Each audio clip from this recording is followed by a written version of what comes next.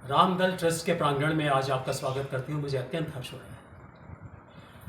हम आज आपसे ये चर्चा करना चाहते हैं कि हम अपने कार्यक्रम के बारे में आपको आगे की बात बताएंगे। आपको हम बताएंगे कि हम अब किस उद्देश्य के साथ, किस विधान के साथ क्या क्या कार्य करने जा रहे हैं, हम आपको ये बताने वाले हैं। मैं आपको परिचय दे दूं थोड़ा सा, क्योंकि हमारी परिचय वाली कक्षा है। इस कक्षा में हम सिर्फ अपना और आपका परिचय ले रहे हैं, इससे ज़्यादा अभी कुछ नहीं करेंगे। लेकिन इसमें ये बताना ज़रूरी है कि रामदल ट्रस्ट जो पिछले काफ़ी दिनों से कार्यरत नहीं था, अब संजय शर्मा जी, आदरणीय संजय शर्मा जी ने इस बात का बीड़ा उठाया है कि वो इसको पुनर्जीवित करेंगे, पुनर्जागरण करेंगे। और हम पुनर्जागरण में उस महान उद्देश्य को लेकर आगे चलेंगे जिसकी उपलब्धि के लिए, जिसकी प्राप्ति के लिए हमारे पिछले महान लोगों ने कार्य कोशिश की थी। हमारा उद्देश्य होगा कि हम संस्कृत भाषा का प्रचार और प्रसार करें। उद्देश्य होगा हमारा ये कि हम भारतीय संस्कृति का प्रचार और प्रसार करें। भारतीय संस्कृति का प्रचार और प्रसार करना और संस्कृत भाषा का प्रचार करना एक ही बात है, क्योंकि संस्कृत भाषा ही ऐसी भाषा है, वो जननी है उन विचारों की, उन सभ्यताओं की, जिसकी वजह से भारतीय संस्कृति का प्रभाव उत्पन्न होता है। आदरणीय संजय शर्मा जी का ये मानना है कि संस्कृत भाषा में भले ही हम बोलें या ना बोलें, लिखें या ना लिखें, लेकिन अगर हम संस्कृत भाषा के अनुसार सोचना शुरू कर देंगे तो भारतीय संस्कृति का अपने आप ही सभी जागरण में होने शुरू हो जाएगा।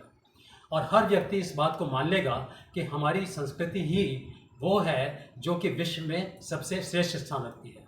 और मैं एक बात और बता दूं आपको कि भारतीय संस्कृति और संस्कृति के साथ जुड़ी, भारतीय संस्कृति के साथ जुड़ी हुई जो संस्कृत भाषा है, उसका प्रभाव ही सब पूरे विश्व में व्याप्त है। पूरा विश्व इस बात को मानता है कि संस्कृत भाषा सभी भाषाओं की जननी है, सबसे श्रेष्ठ भाषा है। और ये बात और भी विशेष बता दूं, इस संस्कृत भाषा का जो व्याकरण है सबसे शुद्ध माना जाता है, और इस व्याकरण में कहीं भी कोई अशुद्धि नहीं है। और ये एक ऐसी व्याकरण है, इसमें आप किसी भी शब्द को, किसी भी वाक्य को किसी भी तरह बनाएं, वो सदैव सही रहता है, उसमें गलती नहीं होती। यदि इंग्लिश में आप कुछ बोलें, अगर आपने नाउन पहले रख दिया, सब्जेक्ट पहले रख दिया, वर्ब बाद में रखा, ऑब्जेक्ट बाद में रखा, या इधर उधर चेंज कर दिया, तो सब्जेक्ट सेंटेंस खराब हो जाता है, वाक्य खराब हो जाता है। लेकिन संस्कृत भाषा ऐसी है कि इसमें किसी भी जगह, किसी भी स्थान को दिया जा सकता है, किसी भी शब्द को किसी स्थान पर रखें, आपका वाक्य विन्यास सही रहता है और क्लियर रहता है और साफ रहता है। तो मैं ये बताना चाहता हूँ कि संस्कृत भाषा को जानना हमारे लिए बड़ा आवश्यक है। माना कि अभी हमारा प्रयास बहुत छोटे स्तर पर हो रहा है, केवल हमारे पास कुछ ही विद्यार्थी हैं और हम लोगों की कोशिश बड़ी छोटी है, लेकिन हमारा मानना यह है कि शीघ्र ही हम इसको पूरे विश्व भर में हम प्रसारित कर देंगे। पूरे विश्व में हमारा नेटवर्क होगा, पूरा विश्व हमको जानता है। संस्कृत भाषा का नाम लेना ही काफ़ी होता है, पूरा विश्व जानता है कि संस्कृत भाषा का महत्व और उपयोगिता क्या है।